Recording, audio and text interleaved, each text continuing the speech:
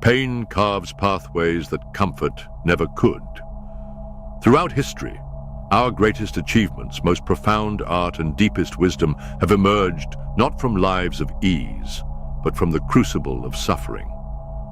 What if I told you that your darkest moments could become the foundation of your greatest triumphs? That the psychology of suffering reveals not just how we survive adversity, but how we can be transformed by it. Welcome to From Suffering to Greatness, where we'll uncover the hidden psychological mechanisms that turn pain into purpose and trauma into transcendence. Consider this paradox. We avoid suffering at all costs, yet what we value most in human character is often forged through difficulty. Resilience, empathy, wisdom. These qualities rarely emerge from comfort. Psychologists call this phenomenon post-traumatic growth, the positive psychological changes that can occur following challenging life crises.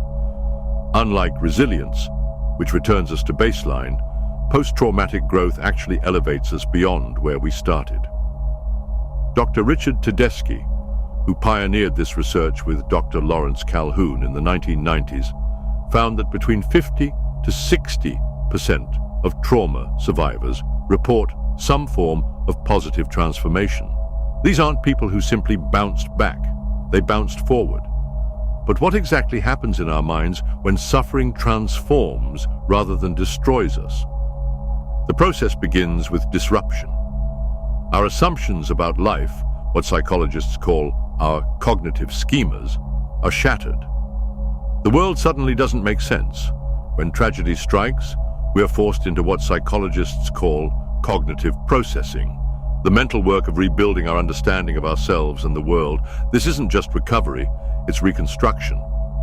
Consider Viktor Frankl, Holocaust survivor and psychiatrist, who wrote, "In some ways, suffering ceases to be suffering at the moment it finds a meaning."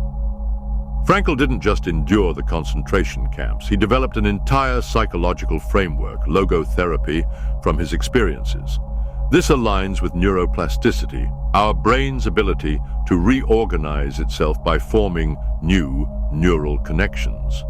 Adversity literally rewires our brains, creating new pathways for thought and emotion when we engage with it constructively. Research has identified 5 common ways that suffering transforms us.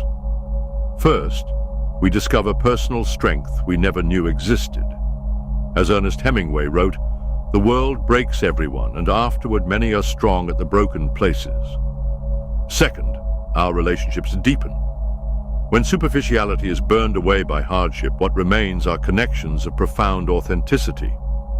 Studies show that vulnerability, not perfection, is the cornerstone of meaningful human connection. Third, we experience a heightened appreciation for life. Psychologists call this benefit finding, the ability to value what remains after loss. Brain studies show that gratitude activates regions associated with reward, moral cognition, and self-reference. Fourth, we discover new possibilities that weren't visible before. J.K. Rowling conceived Harry Potter during her darkest depression. "Rock bottom became the solid foundation on which I rebuilt my life," she said.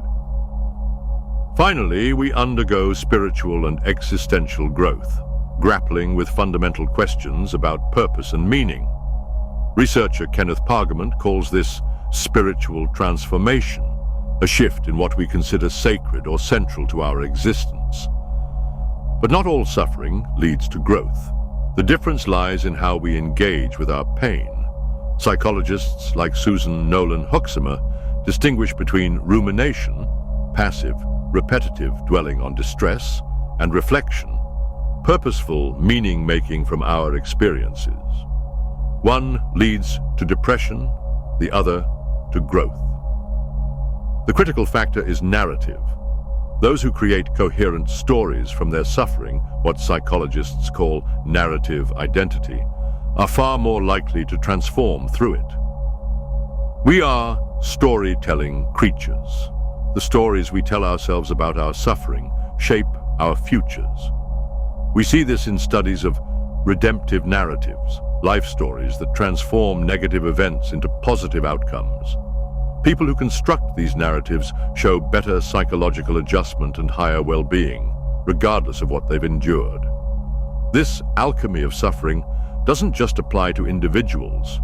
Communities and entire societies can undergo post-traumatic growth.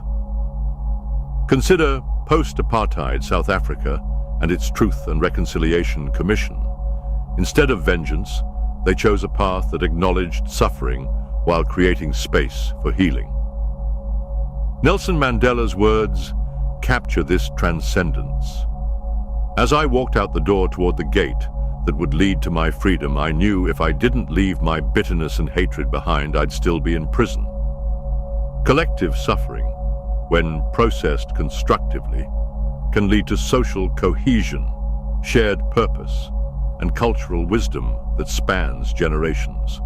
So how do we ensure our suffering leads to greatness rather than destruction? First, we must acknowledge pain without becoming it. Psychologists call this psychological flexibility, holding our experiences without being dominated by them. Second, we find meaning through connection. Research consistently shows that social support is the strongest predictor of post-traumatic growth. Third, we engage in deliberate reflection, journaling, therapy, meditation, practices that help us integrate our experiences rather than avoid them. Finally, we create art, service, invention, creativity channels suffering into contribution. From Beethoven's deafness came the Ninth Symphony. From Stephen Hawking's ALS came revolutionary physics. The path from suffering to greatness isn't inevitable. It's a choice that requires courage. As researcher Brené Brown puts it, we can choose courage or we can choose comfort, but we cannot choose both. This isn't about glorifying suffering or suggesting we should seek it out. Rather, it's about recognizing that when suffering finds us, as it inevitably will, it carries the seeds of our transformation.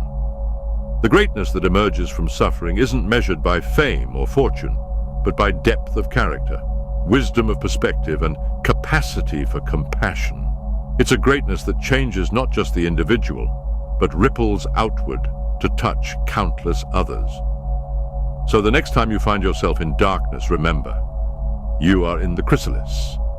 And though the breaking down feels like destruction, it may be the very process through which you find your wings.